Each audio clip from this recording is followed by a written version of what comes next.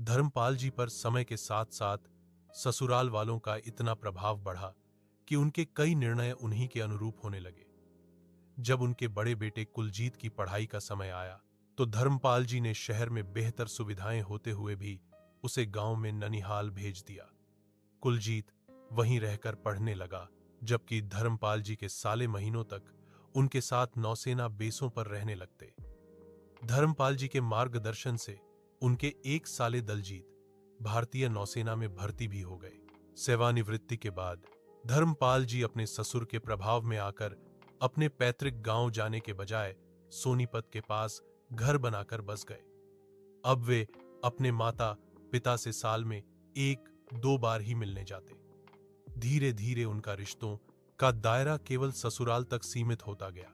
यहां तक कि उनके छोटे बेटे परमजीत और हरजीत तो अपने असली गांव का नाम भी पूरे विश्वास से नहीं बता पाते थे, क्योंकि उनका नाता कभी जुड़ा ही नहीं। उनके घर की फोटो एल्बम इस पक्षपात को और स्पष्ट कर देती थी। हर पृष्ठ पर ससुराल वालों के चित्र भरे रहते, पर अपने ही माता पिता दोस्तों और अन्य रिश्तेदारों के लिए जगह जैसे थी ही नहीं। समय के साथ लोग महसूस करने लगे कि धर्मपाल जी अपने असली परिवार की परंपराओं, संबंधों और यादों से दूर होते चले गए। अंततः यह कहानी बताती है कि जीवन की जड़ों को भूल जाना मनुष्य को भीतर से खोखला कर देता है। रिश्तों का संतुलन ही असली संपत्ति है, जिसे सहेज कर रखना चाहिए।